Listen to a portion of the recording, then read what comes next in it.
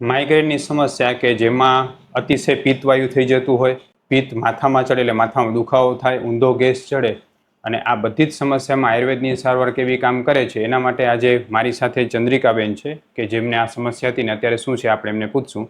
જય શ્રી કૃષ્ણ બેન. જય શ્રી કૃષ્ણ સાહેબ. ચંદ્રિકાબેન ક્યાંથી આવો છો તમે? હું બિદડાથી આવું છું. બિદડા માંડવી તાલુકાનું બિદડા ગામ. અચ્છા, માંડવી તાલુકાનો બિદડા ગામથી આવો છો. શું તકલીફ હતી તમને? મને માથું બહુ દુખી આવતું, એસિડિટીની પ્રોબ્લેમ હતી, વાયુની પ્રોબ્લેમ હતી. હવે એમાં ઘણી જ રાહત છે સાહેબ પાસે આવ્યા પછી. બરાબર. 3 મહિનાનો કોર્સ પૂરો થયો આજે મારો. હા. એ પછી ઘણી જ રાહત છે. અચ્છા, પેલા કેવું શું તકલીફ થતી બેન પેલા તમને? મને આમ ખાઈ જ ન શકતી, કાંઈ પણ વસ્તુ ખાવું એટલે અનાજ એમ થાય ઝેર જેવું. અનાજ ની પી પણ પાણી પીવું તો પણ એમ થાય એમ નીકળી જશે બહાર. બરાબર. દવા લીધી હતી ઘણા ડોક્ટરો પાસે, પણ એમાં એટલો ફરક નતો પડ્યો. પછી આંતરડામાં સોજા પણ થઈ ગઈ હતી, એના કારણે બધી તકલીફ થતી હતી. પાચન ક્રિયા ઓછી હતી. ખબર પડતી બધા ડોક્ટરોને પાચન ક્રિયા ઓછી છે. કોર્સે કર્યા પણ એમાં એટલે બધું રિઝલ્ટ નતું આવતું. અને તમે કીધું માથાનો દુખાવો, માઇગ્રેનની અસર થતી, એમાં કેવું થતું? એમાં તો આમ બહુ જ એમ આખી આ સાઈડ નસ છે ને આમ બહુ દુખી જ જાતી. આમ બોલાતું નહીં, સોવાય નહીં, ઉઠાય બેસાય નહીં, આવું ને ઉલટીઓ થાય. અડધું માથું દુખી આવે. અડધું માથું દુખી આવે. બરાબર. પછી કંઈક જેમ કે મુસાફરીમાં જાઓ કે પછી ખોરાકનો ફેરફાર થાય, ખોરાકમાં જો ભૂખ્યા રહી ગયા તો પૂરું. અને લગ્ન પ્રસંગમાં જાઓ કે એવું બધું તો બહુ દુખી આવે માઇગ્રેન. બહુ જ દુખી આવે. બરાબર. કેવો દુખાવો થતો? આમ માથું કેવું દુખે? ઘરે આવીને એમ થાય સુઈ જ જાવું છે, આંખ બંધ જ ન થાય, માથું આમ એમ થાય દિવાલમાં પછાડી એવું માથું. એવું બધું માથું દુખતું. પછી આપણી પાસે આવ્યા અને આપણે જેમ તમારી પિત્તવાયુની, માઇગ્રેનની બધી દવાઓ કરી, 3 મહિનામાં તમને હાલ કેટલું સારું લાગે છે? બહુ જ સારું છે. બરાબર. 100% રિઝલ્ટ છે. અને બેન તમે મને એ કહો કે જ્યારે તમે અલગ અલગ ડોક્ટરને મળતા ને દવા કરાવતા તો એનાથી તમને કઈ ફાયદો થતો કે ન થતો? એમ એટલે આમ જે દવા ચાલુ હોય એટલા દિવસ ફાયદો, દવા બંધ થાય એટલે પાછું ઈ જ નું જ. કેટલા ડોક્ટરને લગભગ આપણે મળ્યા છીએ? 3 ડોક્ટરને મળી છું એના માટે. બરાબર છે. તો તમે પછી જ્યારે માઇગ્રેનનો એટેક આવે, જે બધી ખાટી ઉલટી થાય કે એસિડિટી થવા અને માથું અતિશય દુખવા માંડે, ત્યારે પછી તમારે કોઈ ગોળી ખાવી જ પડતી ફરજિયાત? હા, ઈ એસિડિટીની ગોળી એક ખાઉં, માથાની ગોળી ખાઉં, ક્યારેક તો માથાની 2 ગોળીઓ ખાવી પડતી. ઓહો, તો એ ન ઉતરતું એમ ને? ક્યારેક ગોળી ખાવી પડે એમ ને ફરજિયાત? અને એનાથી માંડ ઉતરે? એનાથી તો માંડ ઉતરે એમ થાય. બરાબર. પછી આપણે અહીંયા હમણાં છેલ્લા 3-4 મહિનાથી દવા ચાલુ છે, તમને એકે વખત માથાની ગોળી ખાવી પડે છે? નથી, એક જ વાર ખાવી પડી હતી, પણ પછી જે ટ્રીટમેન્ટ ચાલુ થઈ એ પછી નથી ખાવી પડી. ક્યારે માથાની ગોળી ખાવી નથી પડી? 3 મહિના સુધી તાવે નથી આવ્યો.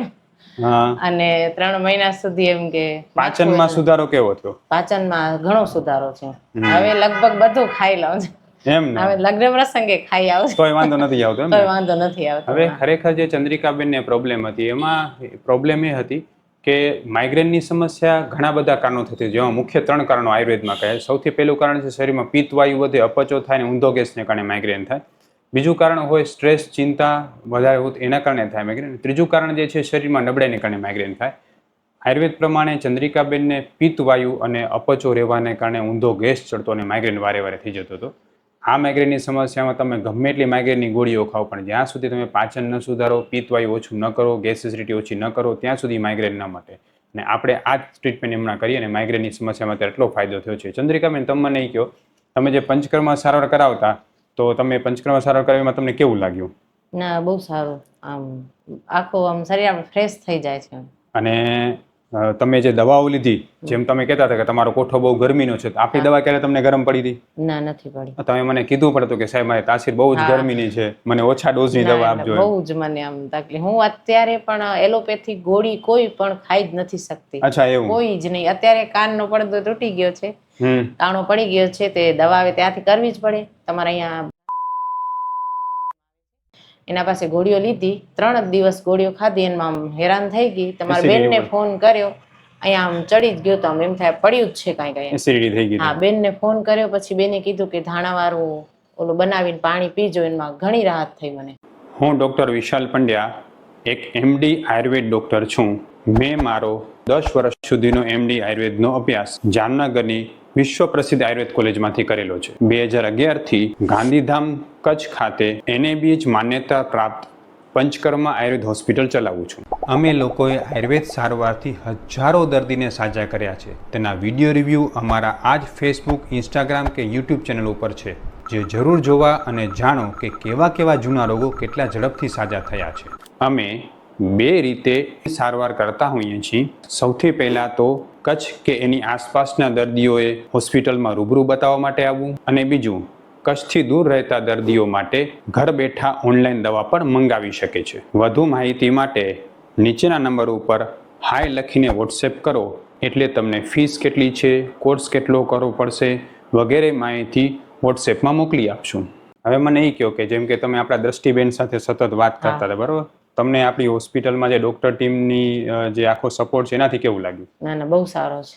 કોઈ પંચકર્મવાળા બહેનો પણ બહુ જ સંભાળ રાખે છે. આમ આપણે વીકનેસ લાગે તો બધું પીવડાવે, ગ્લુકોઝ ને જે એમનું એ પ્રકારનું હોય બધું પીવડાવે, આપણને હેરાન બહુ જ એમ બધું રાખે છે. અને બેન, તમારા જેવા ઘણા એવા દર્દી હશે ચંદ્રિકાન કે જેને માઇગ્રેન હશે, પિત્તવાયુ હશે, શરીર, એને તમે આપણી હોસ્પિટલની સારવાર વિશે શું કહેવા માંગશો?